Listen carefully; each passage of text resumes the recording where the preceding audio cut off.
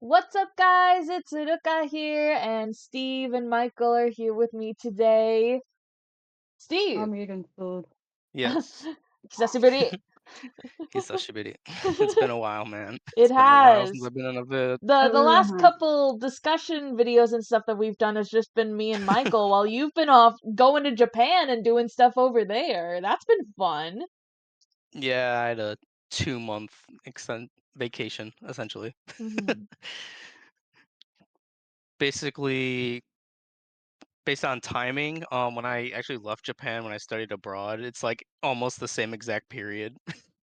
Because I think I left Japan on March 11th or 12th, 2020, and then I came back on March 13th this year, just to Mm. finish off the 2 months that I couldn't have because I got sent home early. Alright. Yeah. Well, alright then. Well, today's video is gonna be pretty casual, actually, since this was an idea essentially that Michael had brought up with me, but we're essentially just gonna be chatting about, like, kind of our journeys from becoming idol fans of, like, J-pop, K-pop, and all of that, and just seeing how far we've come. And also as kind of like a little friendship appreciation thing, because, like, the channel's been going on for 6 years now. Six, I think right? it's 7. 7? Yeah, 7. Oh, wow, yeah.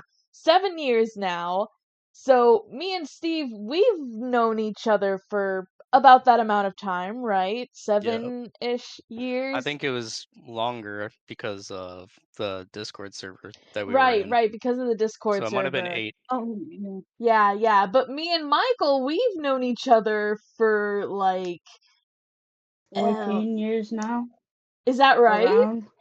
Uh, Oh, yeah, no, because 12, I think. 11, 12. yeah, Something around 11, that. 12 years around Wow. that time, yeah. Because we first met Think on the, we met on a we met forum on the site where we forum. were Yeah, talking about AKB48 related stuff, yeah. I fanfics, think. writing, stuff like that. So, yeah, me and Michael go way back. Mm-hmm. I didn't even know that. Yeah. This was like Yeah. this was like early into my tenure as an AKB fan as well, because I found out about them in like 2012, 2013, 2012, around yeah. that time frame is when I got into them. No, because we met in 2013, I'm pretty sure. So, Yeah, around that's it. 11 years. Uh-huh. So, yeah. Mhm. I was still fairly new into J-pop as well, like around 3-4 years as a fan at that point, and then Mhm. yeah, Yeah, so you had already gotten into like AKB and SKE by that time, and I was still fairly SKE new into it. primarily, Yeah. SKE primarily, but yeah, Mhm. it's kind of weird how our likes have kind of just drifted away from where we started, I guess. Right. Yeah, Me not that true. much because I just ended up getting into 46, and then you two like. I mean, It's don't get like me that wrong. one I year. still like Sakurazaka, but compared to like my heyday when I was so hardcore into the 48 Yeah, groups, I'm not it as makes into them as sense. much. It makes sense. Mhm. But yeah, So yeah, like even yeah, even before then, I hello. was like, even before I got in really into J-pop and AKB and stuff like that, I still had uh, a bit of an exposure to what J-pop and what J-idols were, because like one of my favorite anime series that I really like, Shugokara, quite a few Hello Project idols did like the opening and endings for that, and I didn't even know that's who they were. I found out way later on when I got into AKB, I found out I was like, oh, this is Hello Project. Oh, they did the songs for this show. Cool. So that was like, I think one of my earliest exposures to that, aside from like Puffy Ami Yumi. That's Uh, way, way, way, way back. I don't even know if I would consider them idols. I still find them like more artists, like rockers. Right. That's what I was thinking too, because they were kind of like rock pop type vibe. So yeah. Well, how And about I you, guess just Steve? like Yeah. yeah. So initially, obviously, it all starts with anime. Just in the general of Japanese music. Mhm. Obviously, you start off with anime openings and endings, and it wasn't until 2011 until I got into AKB. I know I've told this story plenty of times of how I got into AKB and how there was an exchange student that came to my high school, and just so happened that my friend was on the soccer team as him, and he asked him what kind of music he listens to, and then he told me they listen to AKB, and then from there got into the idol scene. Mhm. Um, so just interesting how things turned out now that I see it. Mhm. And that's so cool that that happened too, because you think about like, especially back then in like, mid to late Mm. 2000s, early 2010s, J-pop and anime was still a very niche thing that like not a lot of Oh yeah. people know about. Yeah. Especially where I grew up, it was just like a completely unknown thing that nobody else really talked about. I met a few people after I got into high school by that time who kind of knew about like manga and watched some stuff in some series, but like there was no one I could really like talk about, even though I kind Mm. of shared information to anyone. There was no one who kind of had the same passion for it as I did, if that makes sense. Yeah. It's still kind of the same here. Like, yeah, anime and manga are a thing, but like Japanese culture here in particular, not it's still a niche thing compared to like the US, for example. It Hmm. Yeah. it really depends where you are in the world. Like Southeast Asia, J-pop is probably biggest there compared to here in the West. Hmm. But yeah, It's just blows my mind how mainstream stuff has come, especially with yeah, anime and manga in like the yeah. States, because I remember it being like more like looked down upon, and then all of a sudden Right, Mm, nowadays everybody just watches anime, and then well, not everybody reads manga, but they mainly watch anime and stuff. right. And then with also more Japanese culture being introduced here, and then also now there's K-pop, which is even larger Hmm. than mm, J-pop in popularity over here. Right. But still Like, blows my mind. right, you and I, we both grew up in a time where, like, people didn't even consider Pokemon an anime. Like, Pokemon was just, it was a Yeah, thing, people knew it was from Japan, but they didn't consider it anime.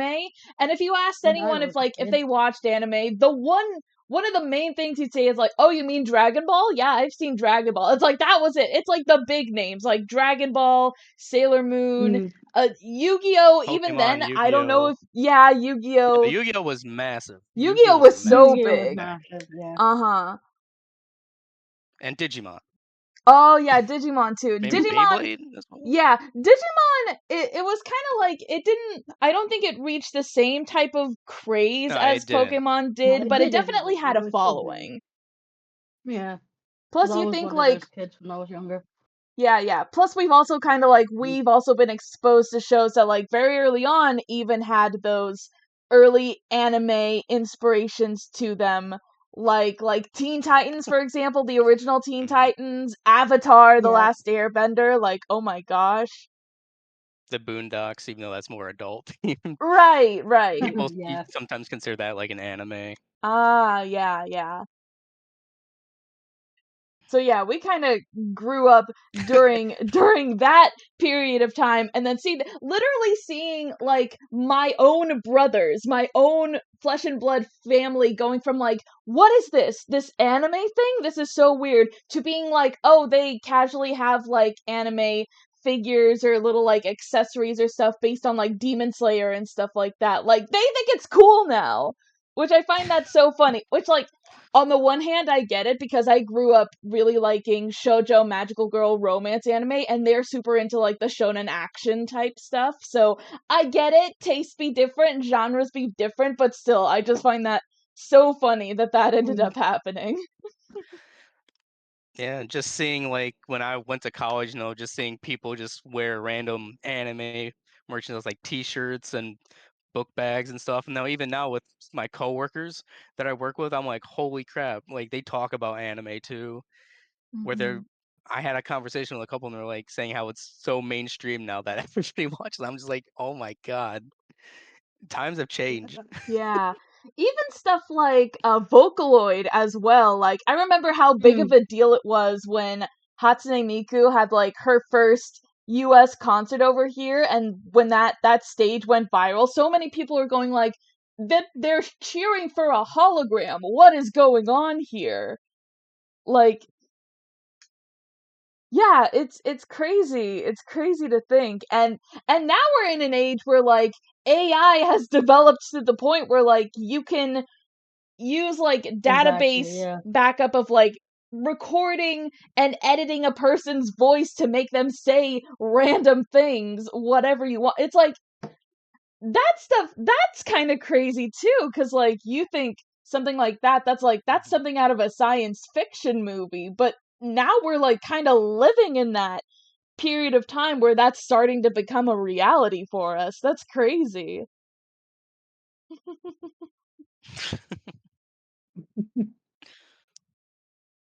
Oh. Hmm. I think we got sidetracked Yeah, yeah. of what we A really little wanted to bit. make this video about. No, yeah, but it's all right though. It's all right. Like I said, super Yeah. casual for this. I think Oh, as well now with groups, like J-pop groups, especially trying to reach out to a global audience, it's kind of nice as a international fan that I am being seen in a way. Mhm. Like with what Sakura Zaka's done last year, going overseas. It's really Right. just nice to see that. Like, That's legitimately but so cool. I'm so jealous of that cuz like they've gone to Paris and to Malaysia and stuff like that. None of the I Sakamichi groups have come to the actually US, have they? I Nagi. can't think. Hold up. Unless it was like for an expo or something, but that's kind of different from like holding your I own don't think concert there. Sakamichi has come. I know that Oh, 48 groups have, and I know that I like think Sashi groups have, yeah, but Yeah, yeah. Yeah, AKB I yeah, know has Equal Love members I know have. Nanabun has come here for like expos and stuff like that since they're also like yeah. Seiyu idols. So That makes sense. But mhm. yeah, Sakura's up and going. Like I'm still salty. I missed them twice. Not Uh once, but twice. oh Like man. I couldn't see them in Paris because of family issues. And then I landed on the day they were performing in Manila, and I was just like, okay, this. It wasn't even Manila. It was northern Philippines, but yeah, Mm, I was still a bit salty. But yeah. yeah, again, it's just nice to see fans, international fans specifically, considering just a I guess decade or so ago, we didn't have like streaming or anything like that. Like Mm, J-pop music wasn't as readily available for the most part, with a few exceptions, as it is yeah. nowadays. Yeah, that hmm was the thing SK too, SK because I remember periods of time where like there might be a couple of AKB songs on iTunes, and then one day it's suddenly their whole discography is on there, and then the next day it's like, oh, it's just back to this very limited list. It's like, what happened between that time? Where did they go? exactly. And I'm still wondering where all of SK's discography is on Spotify, but because Right, there's it's right. so region That's locked. there. It's Oh, oh, That's mhm. so weird. And then also there's like basically no Hello Project stuff on Spotify. Although I think well, they changed that there's recently. news. Yeah, there's news that there's some Hello Project is coming to Spotify. Right, right, I right, know right, because right. Yeah, Germ was ecstatic and excited. happy about that. He Yeah. was so happy when I talked to him about that. Yeah, yeah.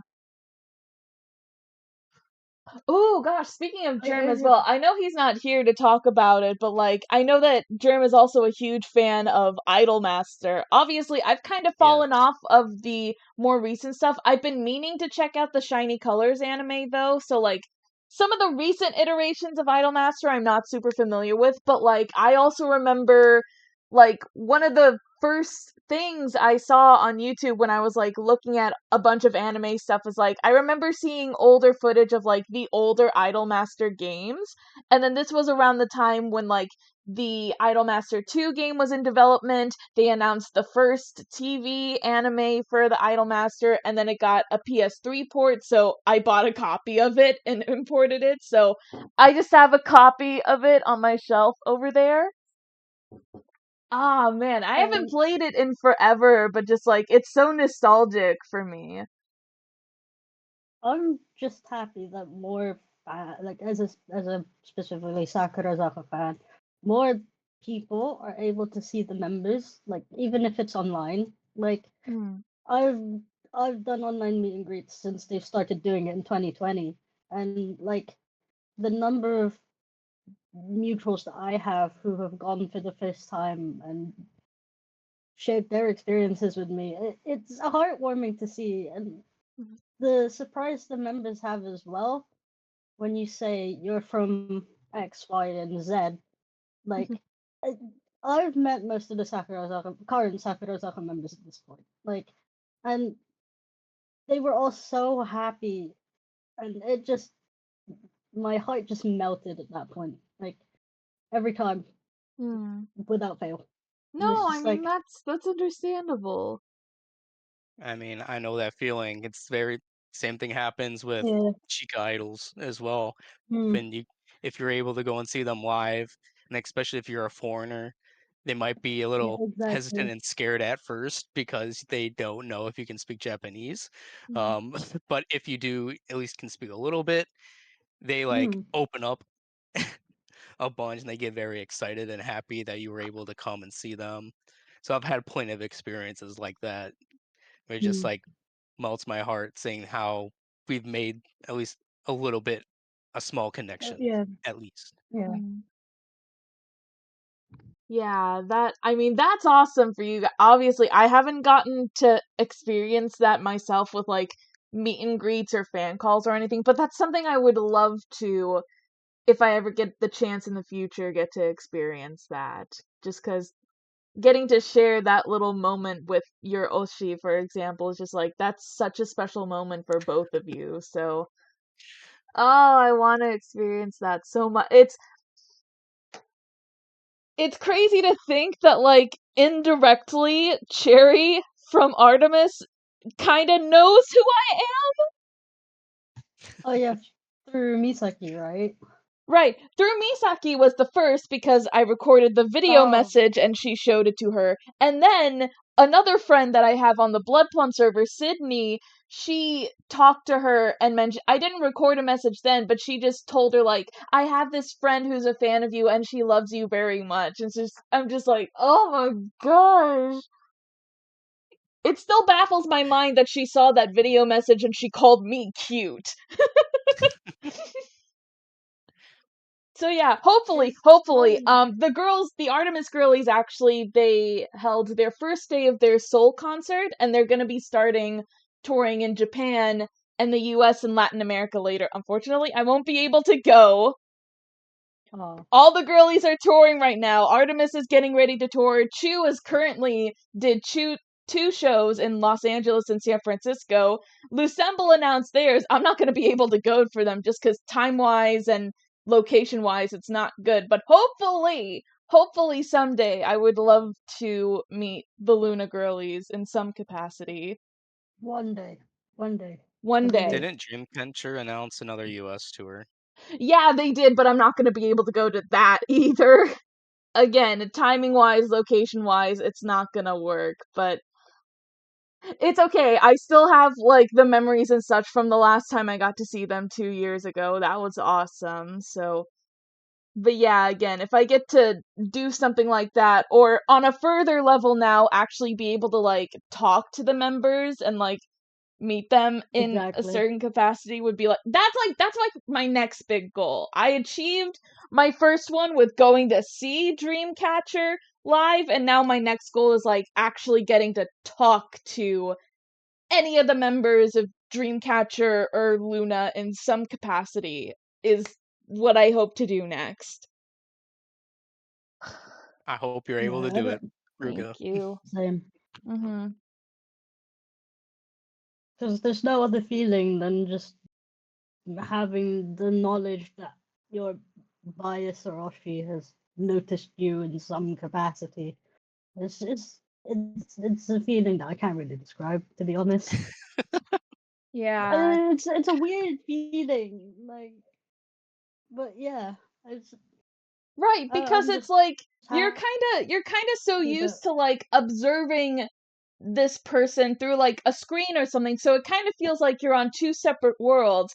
And then when I'm actually at the concert venue, when I was getting ready to see Dreamcatcher, it's like that whatever barrier there was that like was between me and this whole other world, it felt like just completely came down. I was there with just all these other people getting to just share that experience with all of them, surrounded by this energy of just like everyone going crazy, cheering for them, dancing along, singing along with the music. It was just, it felt so nice. Mm, Yep.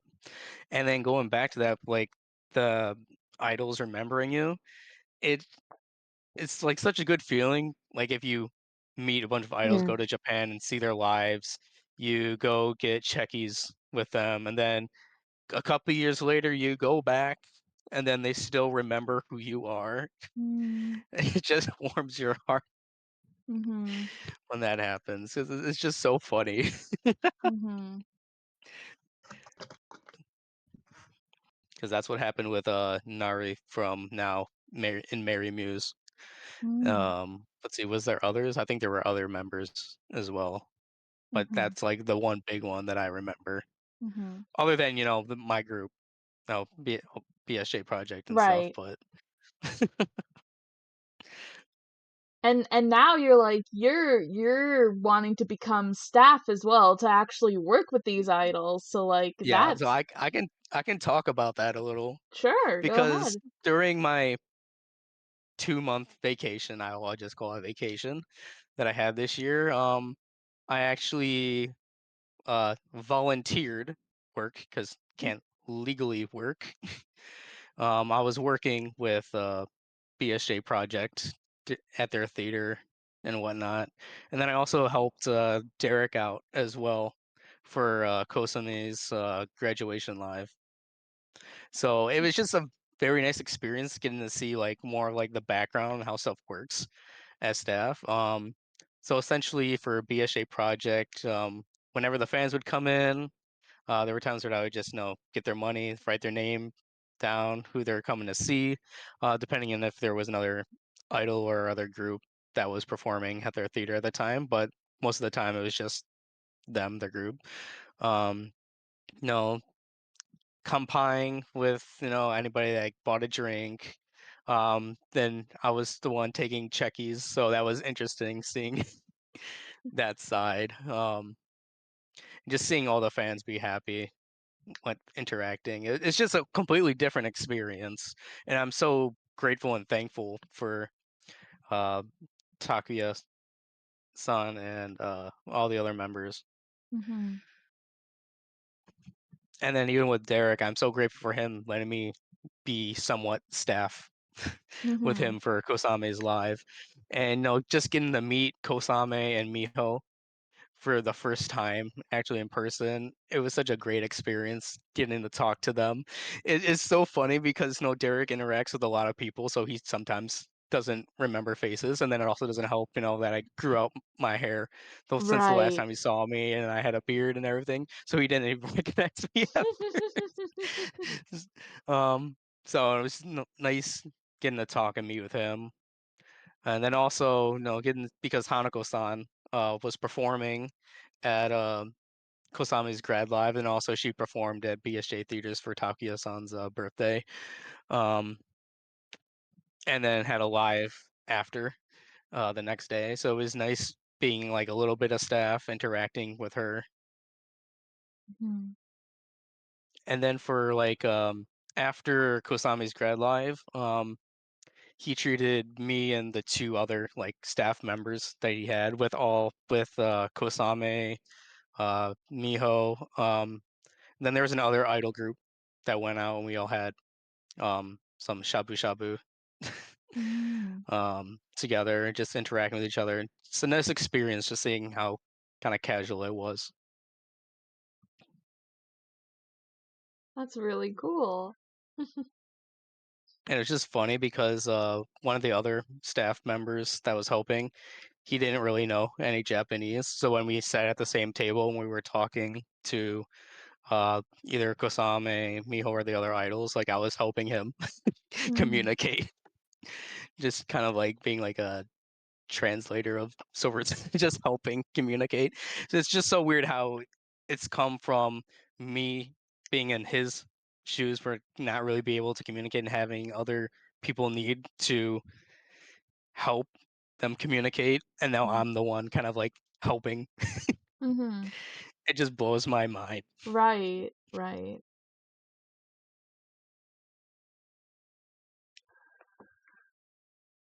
Let's see. Thinking back around the time, like in high school, when I was still very hardcore into J-pop and stuff like that, there was, again, this was still very early on until like K-pop hadn't blown up to the point where, but it was starting to get people's attention.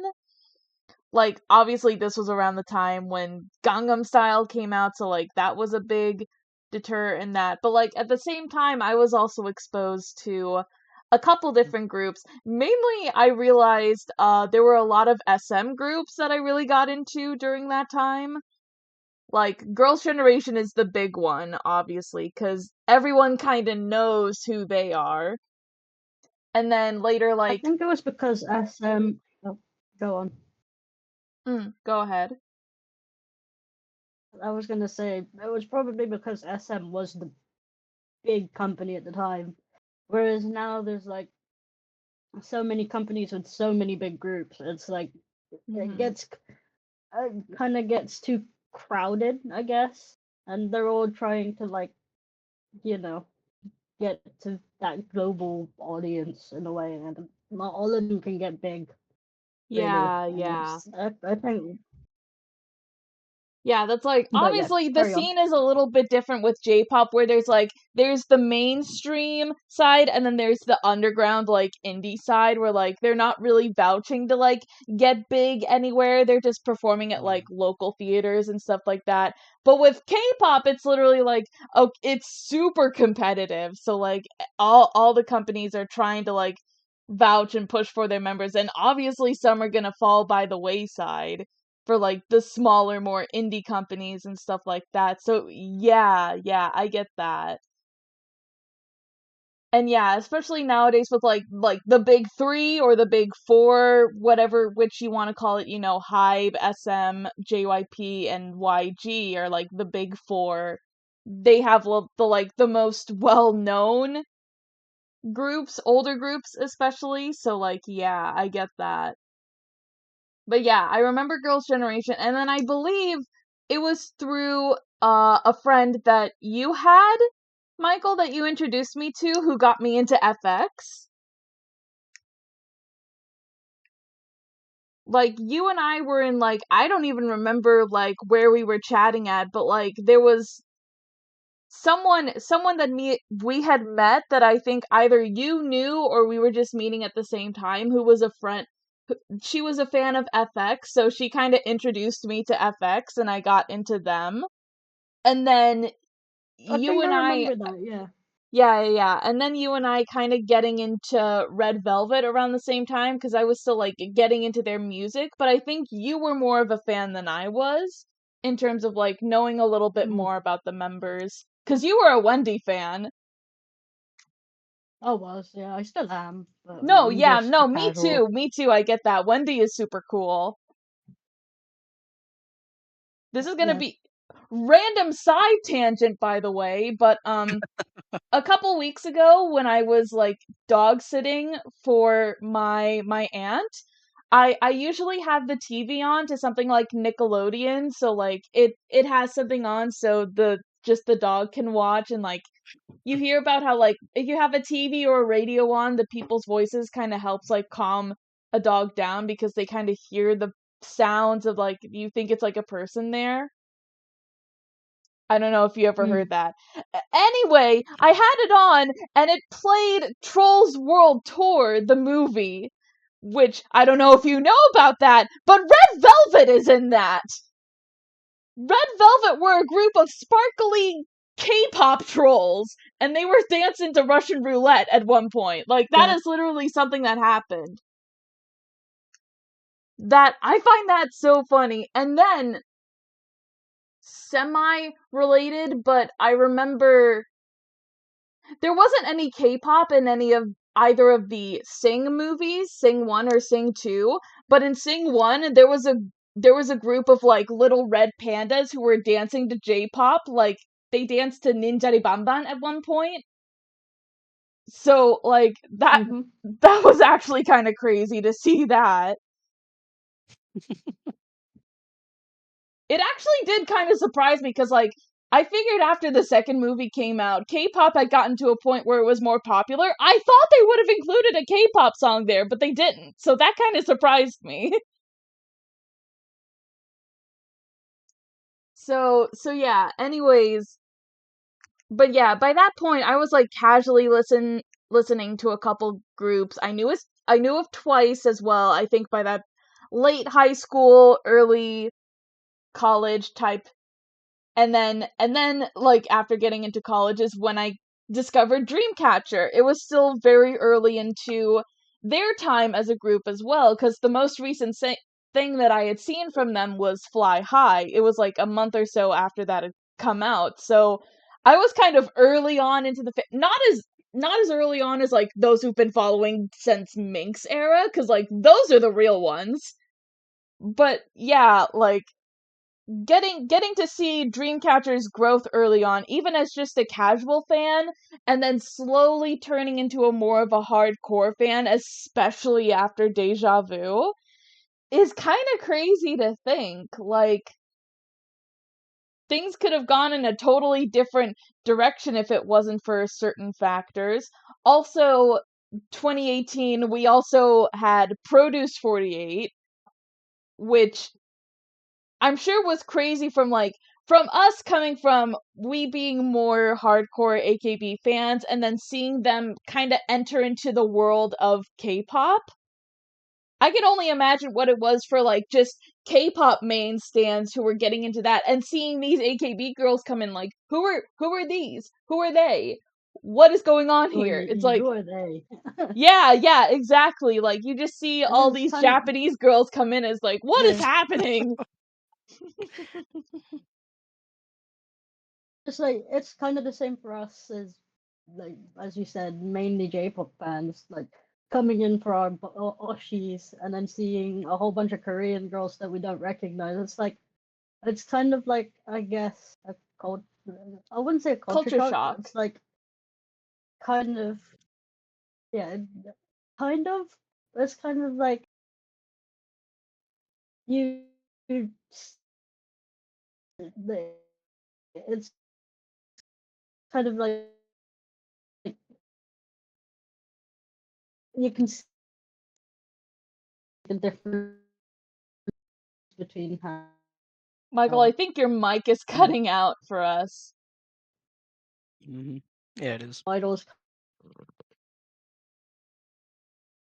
Okay, but I do get what you mean because I saw that with Misaki as well, since by that point I had also gotten to know her and a couple other people through like when I was more active on Tumblr, not as much now, but you know, I met them through there and you know, Misaki was a huge SK stan and then seeing her around the same time like when Produce 48 came out, it's like we both went in like mainly knowing more about the 48 group girls rather than the K-pop trainees, but there were a couple of trainees that caught our eyes. Like she really got into Gyuri, she was actually a part of Promise 9, but she was there as part of the competition randomly. So that was kind of interesting. And then a couple of members like Cheon was the big one who caught my eye because she was a phenomenal dancer, still is. So yeah, seeing that and eventually going forward, like seeing certain members that like were part of Produce 48 that I didn't really pay attention to, seeing them now in groups that I love, like Le Seraphim or Purple Kiss, for example, is so funny. It's like, hey, I know that you were on the show. I didn't pay attention to you, but now I'm super into you.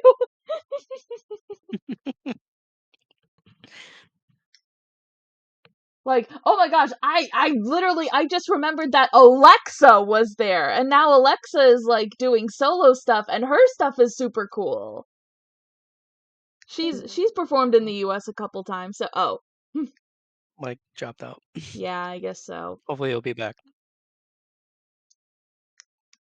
I don't know if you have heard of Alexa at all or know of her. Nope. I don't really pay attention to K-pop. The only big name that I know of, I guess now, is the Seraphim. Mhm. Well, obviously and Dreamcatcher, but Right. and Twice and like the big ones are like the only names that I know. Right. Yeah, that makes sense. But yeah, like I remember when Alexa she was on a TV competition show which was basically like it was just Eurovision but for America, and she was representing for her home state Oklahoma, I believe, and so her song was pretty cool in that, and she ended up winning the whole competition, so congrats to her. It was a good song too, so yeah. See if Michael's back. Is your mic working? He has it muted right now. Okay. Oh, he unmuted himself, but I don't hear him. Yeah, I don't hear him either. Yeah. But yeah, it is kind of crazy to think like literally the pipeline of going from like getting into anime and then being exposed to J-pop and then leading into K-pop as well as it got more popular. It's just like it's so funny. And it's always just so interesting, like when like my parents had their friends over, cousins or whatever, and then all of a sudden they would ask me, "Oh, did you see that K-pop group on TV for like Good Morning America or whatever it is?" Yeah, And I'm just like, yeah, I'm like, no. my mom and some other family members have done that too. It's like, hey, I saw on the news that so and so group is going to be performing on Good Morning America, and I'm like, okay, I'm tuning into that first thing in the morning. Okay, I guess Mike is just having some connection issues. I mean, it's understandable because of what happened yesterday with the outage. So I'm not sure if that's affecting his internet or if it's just a general thing. Oh, okay. But even outside that, and my parents, watch a lot of like America's Got Talent, all those kind of like talent shows. Hmm. So whenever that there was a Japanese group that was on, they would barge in my room saying, "Come on and watch this." And I'm just like, no, because if I remember, Travis Japan was one of the groups that was on Oh, America's Got Talent, I and think then I they remember had that as well. It's been a long time since I've and watched then oh AGT. god, what was the female group? It wasn't Atarashi Gakko. It Oh, was yeah, I know who you mean. They were the ones what who was did the performance to Idol, right? yeah. Yeah, I know who you're talking about, but I don't remember their Oh, name. oh my god. But they would come in always like, "Steve, watch this." Come and watch that. I'm just like, "No, I'm good." Are you See, guys that's the talking about exact. that dance group? Hmm? Are you guys talking about that one dance group? Yeah, Where Yeah. yeah. I can't remember their exact name, but I know it starts with an A because I follow them on Instagram, but I can't remember their names. for the life of me. But yeah, I Oh. know who you're talking about. But then just interesting like other Japanese artists as well. Well, it's mainly been baby metal that's appeared on like those talk Right. shows. Like I think it was like Jimmy Fallon or something. But Uh-huh. but and now more recently it's been Atarashi Gakko because I hear about how they've been on a couple TV shows over here, like talk Oh. shows. I'm just like, dang. And they're idols, so that makes me happy. Even Right. though like I'm not a big fan of Mm. Atarashi Gakko themselves, just personally have not listened to most of their discography. So, Mhm. but it's just so interesting how we have some artists from Japan just coming in, getting on these talk shows. Same thing with K-pop and Mhm. K-idols. Right. Like I get it. There's sort of a different weight to it, especially cuz like obviously, the disparity between like how popular K-pop is and then how still kind of a niche thing J-pop is, it definitely does make moments like that hold a different type of weight cuz like you still get excited for it, but it's a different kind of excitement. And kind of to get a little sidetracked from the actual like idol side, but it's just so fascinating for like the rock, the metal scene, Mm.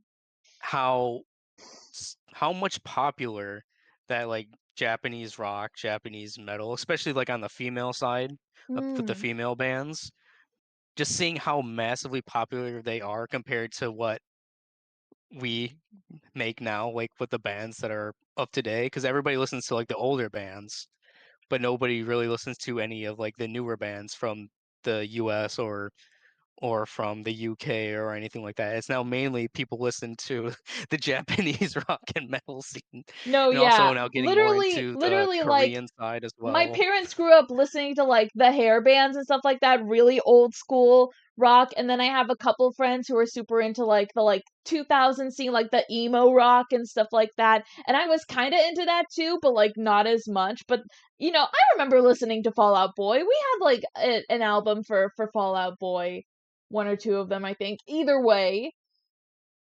but yeah, like seeing that, especially with that same point, getting into Dreamcatcher and seeing them do a sort of like J-rock inspired sound when that's not really a huge thing in K-pop, but it got them quite a bit of a following It's the one internationally. that got me. Yeah, That's exactly. what got me. And like obviously it's been kind of like back and forth with you like with their more recent stuff, because they've been kind of experimenting more with mixing genres and stuff like that, so some of them are more rock than others.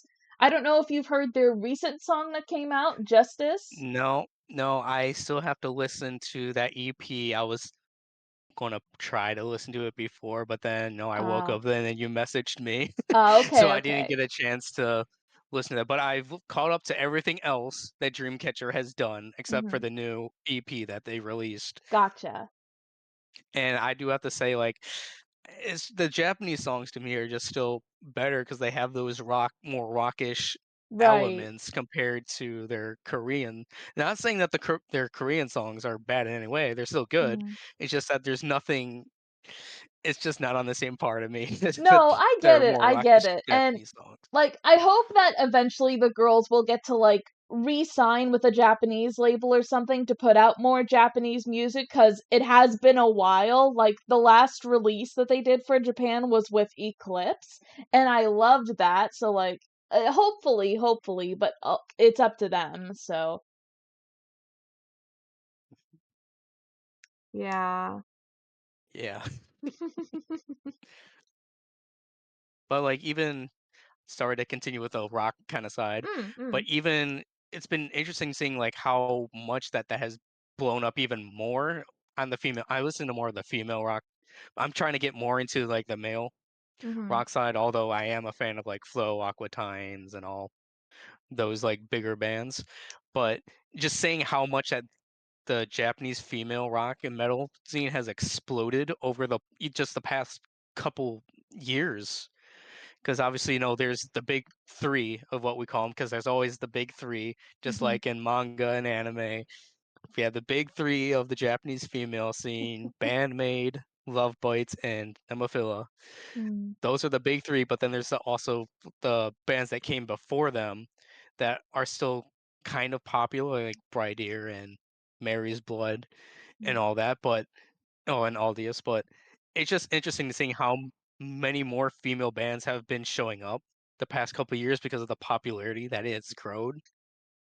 Mm. Like I know Hanabiye started getting really popular. They just had like their US tour or something like that just recently. I know Hagane's gotten vastly popular as well, but it's just so interesting to see Mhm. how people have went from American, UK ish influence of rock and metal over to Japan. Right.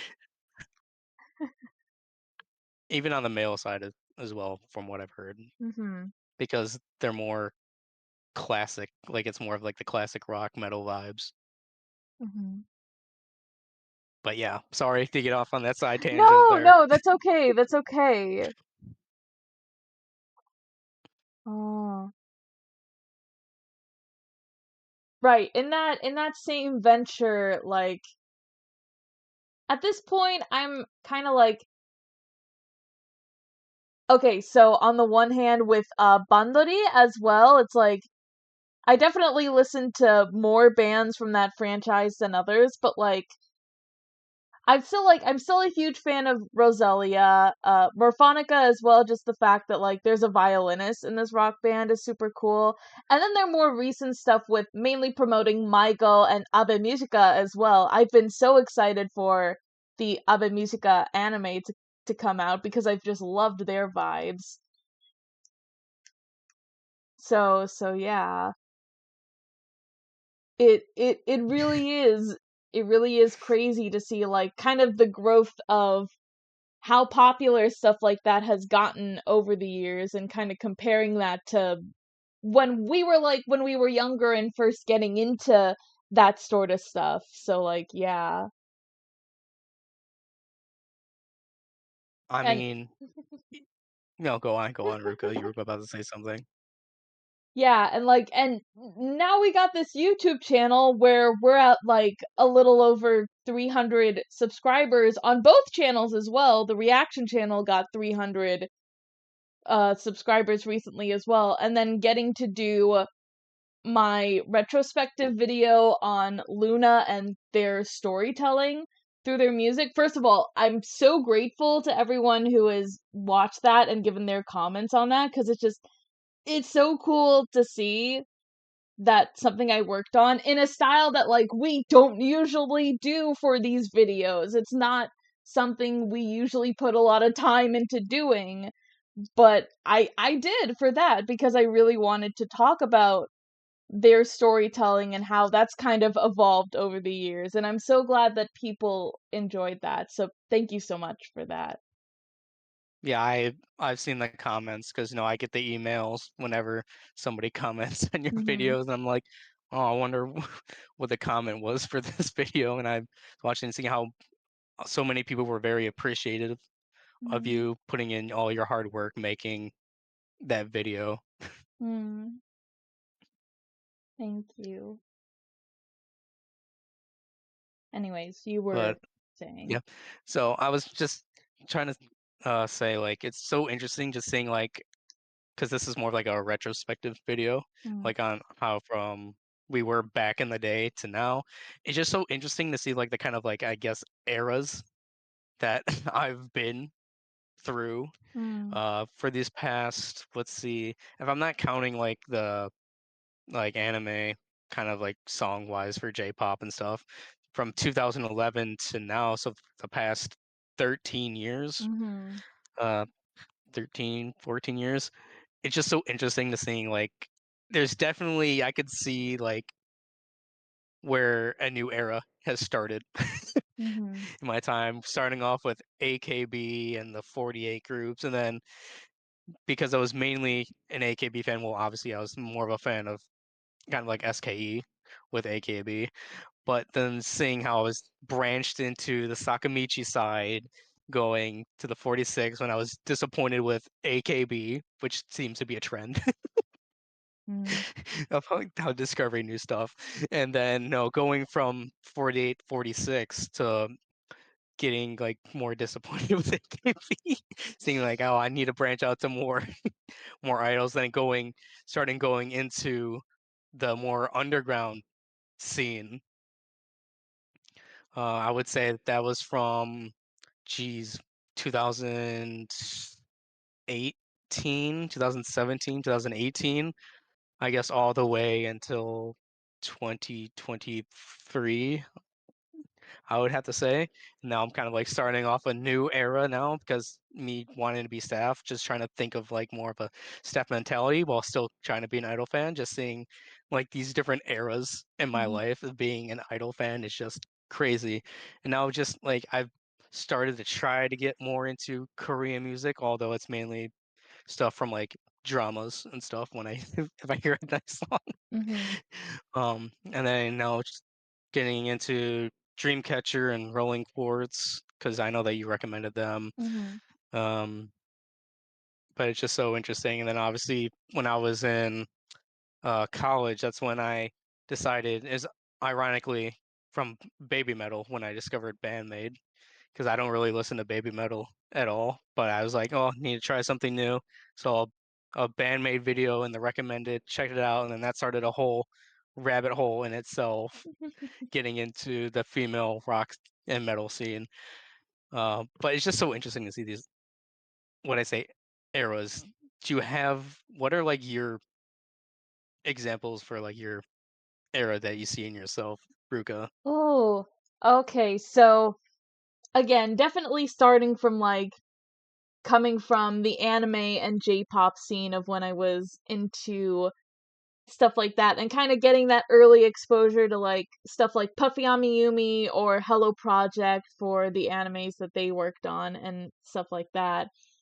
Going into getting more into J-pop with like diving more into Hello Project, the 48 groups, the 46 groups, dabbling a little bit in some other J-pop groups like Momoiro Clover. I remember a brief period of listening to some Denpa stuff, and then at the same time still casually listening to a couple of K-pop groups here and there, and then that transferring over to into college, getting into a couple more groups, Dreamcatcher, Produce 48 starting, getting into Eyes One and supporting them after they debuted, and then fully transitioning after COVID happened, getting more into K-pop and getting into Luna and Dreamcatcher and a couple other groups like that. And you also just reminded me another group that like I've been meaning to check out more of their music, but I've really been liking them so far.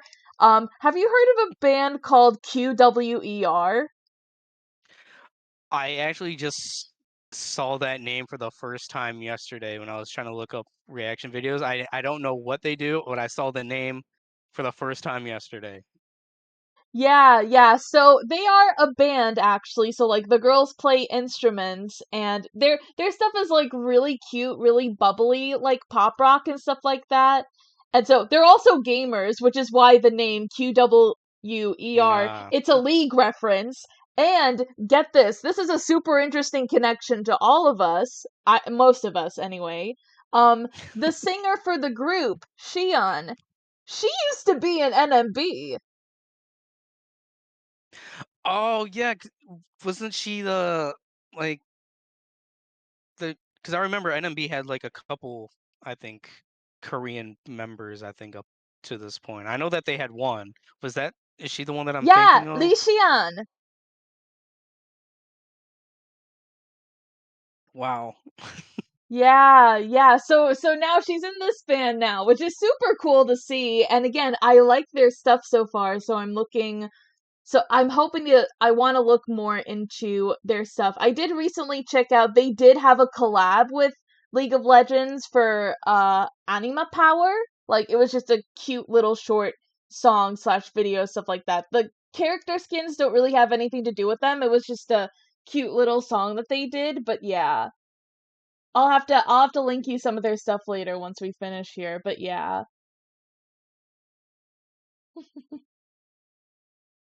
It's so Uh, funny. I saw in a recent guide video, there were a couple of clips of like, because Shion was in Japan for a little while, her Korean is a little rusty, so seeing her like kind of fumble with some of her Korean was pretty cute. and Mike said it's their tie-up for the current league event. Ah, that's it. Okay. I'm not super into League of Legends, so like I'm not either. Not one bit. mm-mm. There was a period of Uh, time where I played it for a little bit, but it was mainly just Team Fortress Fighter, so and I just mainly play Counter-Strike. yeah, yeah. If then Mike said, "Oh, just me." Uh-huh, uh-huh. Well, so I guess I wanted to ask, was there like a root cause for you to almost fully transition to K-pop from J-pop, or was there a trigger? I guess. Hmm. Uh, I think it was more of like I think it felt more like a slippery slope effect. Like, obviously, getting more into Dreamcatcher, I was still kind of casual at that point. And then with Produce 48 and Eyes One, getting to talk more with Misaki about that, then she recommended Luna to me. Ironically enough, I feel like one of the first tipping points, maybe like after Luna and like getting into them super heavily, the tipping point for me to like check out more K-pop groups was ITZY, because they were having like their US tour showcase, and I remember seeing a couple fan cams of them playing, like they were playing Telephone.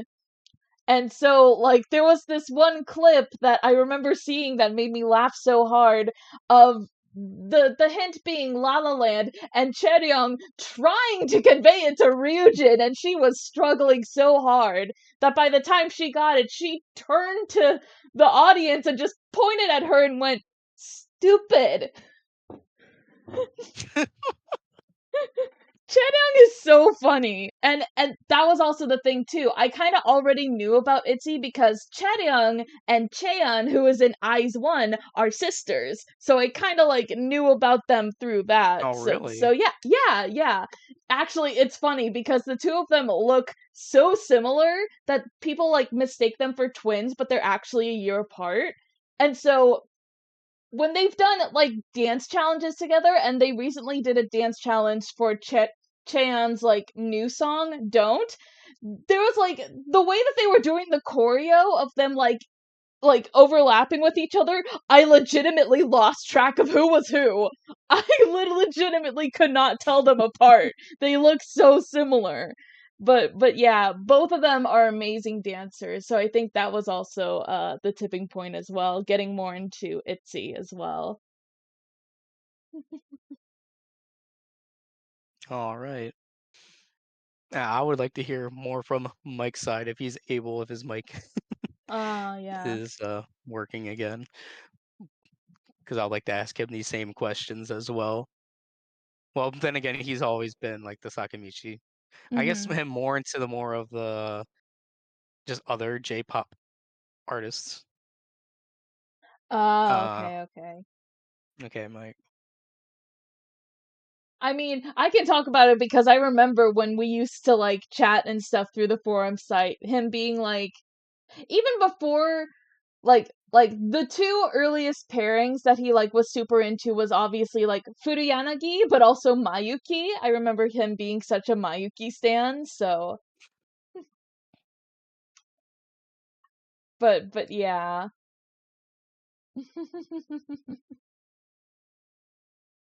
Nah, if he's having internet problems, it might be difficult to Yeah. ask him. Are there any like J-pop artists or gr- groups, bands, or whatever that you've been interested in lately? Because I know that last year you were interested in Ado, I believe. Was it Oh, Ado? yeah. Yeah, Ado. So yeah. I guess in terms of like recently, since you recommended to me, again, I've been meaning to maybe check out more of their stuff, but I haven't been able to. But Mad Medicine, since you showed me that, I've actually been super interested in Mad Med. checking out more of their stuff. I need to get on that. Cause I've just like, I literally like went through and watched like their music videos and stuff that were on their YouTube channel, so that gave me like a good basis to work on, and then I need to find like, do they have Spotify? Yes. Okay. I'm definitely looking at their Spotify later. Well, I was surprised that like you liked them as much as you did, because I was not expecting you to be the person to like their style or of music, their music videos, because they can get very dark. No, yeah, and I get that. I totally get that. But at the same time, there's stuff that like on a certain level I can tolerate, and that's also something we've been like for a future video, something we've wanted to discuss about, like just the fact that like despite me generally not liking certain aspects of horror, like obviously like I'm not super into gore, I don't like jump scares or loud anything like that, any of the like super intense stuff, but there are certain elements of like certain shows or groups that I'm like I actually like can tolerate it. And like even with like with Mad Medicine as well, or more recently with like a while back when Kosame first released her music video for Mm. Chord, like I didn't check that out immediately because I know Derek talked about like it was kind of intense and kind of knowing the story behind it. But like eventually, I did actually go and watch it, and again, knowing the story behind it and what it was about, like mad respect to Kosame as an artist for putting that out and doing that, even though it's not a genre of music I would normally listen to. I gotta give her respect for that, for just putting that out there and being so honest with it. And yeah, with Mad Medicine as well, I think it's just like the combination of elements that they're using, even though there are like topics in some of their songs that are kind of dark, like with Alice Shinju, especially since that was the first one that Mm. I checked out. It's really dark, but at the same time it was just like, this is so interesting and so different, I want to see what else this group has done. It's just like, it was that initial intrigue of like, oh, this is their kind of vibe? Okay, what else have they done? I want to see more. They've actually made a making of video for the music Oh, video. I still haven't watched it. It's like 30 plus minutes oh, okay. I need of a to I making need of. to check that out. Okay. But I mean, it makes me happy because surprisingly, I think Mad Medicine is the most popular Nagoya Idol group Oh, right now. really? Because I know that they were popular because I knew them like a year or two ago whenever they debuted. And then when I was in Nagoya, walking down the streets, may occasionally see somebody with either a Mad Medicine or a GMA like Hmm. goods, like a shirt or something. And then just seeing how much Mad Medicine is actually getting talked about in like Asian music Facebook groups, it just Oh, surprised me. I'm just like, oh my god, Mad Medicine's actually getting popular. that's super So I would say that cool. they're the most popular Nagoya Idol group right now. All Because it used right. to be Miscast, but now I Mm. definitely think it's Mad Medicine is the most popular. Mhm. All right then. Is there anything else that you wanted to ask me, or cuz I feel like we could start Mm. to wrap things up here since Michael is having some connection problems, but yeah. I don't know. Is there anything you want to ask me? Oh, I don't know, but I mean, it's always cool hearing you like, even though there are moments where I kind of feel bad because I get like so overwhelmed with information of you talking about like 10 different groups and me not being able to retain a lot of them. But like if I am able to check out with a group like with Mad Medicine for example as well, it's like it's cool to see that, like kind of get a glimpse into like the side of like chica idols that you're a little bit more familiar with, and now you actually delving more into wanting to become an idol staff. That's just really, really cool. I mean, Mike, if heck, you have any questions as well. even for us, for this channel, just being able to interview Arisu, when I interviewed her, her being a former chica idol and now just her going off and living her life, just that's so cool. Like, I never would have thought that I'd be able to like do something like that. You as well being able to interview Hanako-san and I forget who else, because I think just the Hanako-san I interview was the only one who got yeah, I was the uploaded. only one that Hanako-san was the only one that I published. I also interviewed Necronominal and Mm. Yanakoto Sotomute, Mm. but I never got to publishing them. I for whatever reason I didn't ask Takuya-san and BSA Project if I wanted to if I could interview them when I was there. Oh. Um, but it just it was kind of funny when because I know that Takuya-san likes making TikToks just like Kasumi does.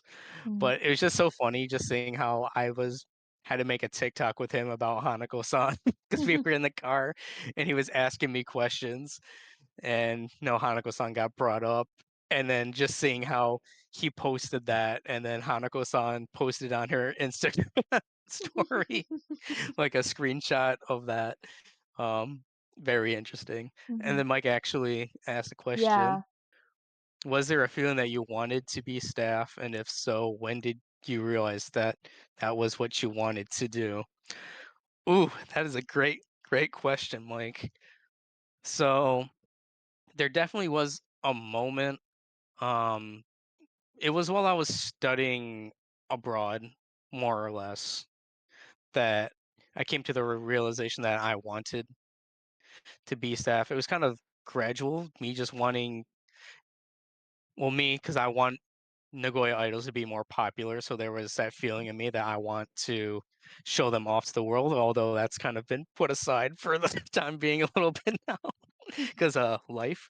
Um, but there was definitely a point where, like, especially I wanted to make BSJ Project O and Shoujo more popular than the other Nagoya groups. So I'm like, I kind of want to be staff just to try to support them and whatever they need to get to either their goals, whether it's getting more popular or not. Because there are some groups, like you said, I think towards the beginning, where there's some groups that just want to be local, not really like get popular.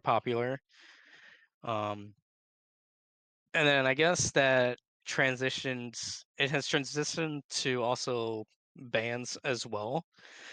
So that's when I realized that I kind of want to do this for a living. And then now just having the experience that I did uh, from March to May, with me getting to at least work as staff in a semi-limited capacity for Takia-san and for Derek. Mm. It's definitely something I want to continue doing. And I know that Miho and Hanako-san are coming to the US Mm. on September 1st. I don't know if I can go because money. I don't have money. Right. Still in debt from Japan. uh Um, but I might ask Germ if he wants to go, and so we can split a hotel for hotel fees. um, so I'm gonna probably ask him that. But if I do go, I'll be staff helping Derek out All there. right. Uh, so yeah, sorry to get a little sidetracked from that question. Nah, that's okay. And I definitely get that feeling as well, because like it was literally through watching idols and stuff like that, and also getting exposed to like J dramas that certain idols were in, and seeing some of them going into acting for dramas or theater or whatever. That's what inspired me to be an actress.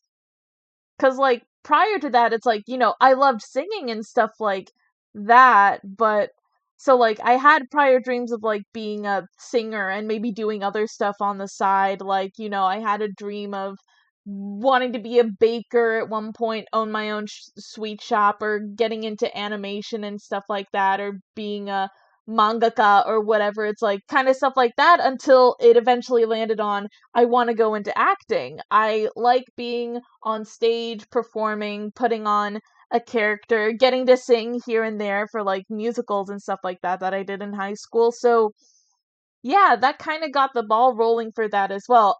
Obviously, similarly to you, that's been kind of set aside because life, but it's like those dreams haven't gone away from me, you know, getting to, aside from just doing YouTube, but after I got into college, getting more into like D&D and TRPGs, that's actually kind of in a similar vein because you're creating a character and so Yeah, you're kind of creating a story with people and kind of putting on a show. It's like me being able to GM and like put on all these different characters. By the way, I'm so excited because me and my group we haven't been able to play for a little while because everyone has been so busy and I'm the only one who doesn't have a job. But we finally scheduled, hopefully we're going to play a game next week. So I'm praying that nothing comes up and we'll be able to play because I've been so excited to get to this next session. But yeah.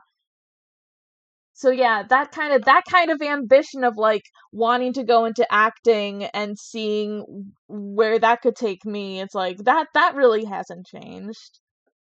But yeah, just in general, seeing be like you said, being able to support your idols and like just being able to talk about them with other people and kind of spread the word about them to like because you want to see them get more popular and support them. It's like that's kind of why we started this whole channel. That's why I wanted to make this channel, was because I wanted a platform to talk about initially AKB, but now about the other idols that all of us collectively love, whether that be Chika idols or Sakamichi or K-pop or whatever.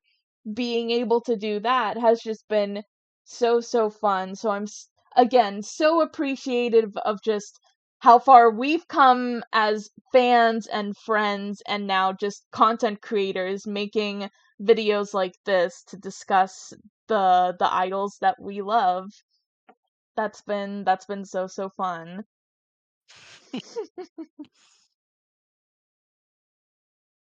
But yeah, I think we'll go ahead and wrap it up here because I might go and make myself something to eat here in a bit. Uh, Yep, same. but yeah, this was super fun. I hope you guys enjoyed this more casual talk discussion video. So if you guys did enjoy, be sure to leave a like, comment down, check out our other channel for idol reactions, and subscribe to this main channel for more idol discussions whenever we plan for them in the future. So until then, we'll see you guys later. Bye bye. See you guys.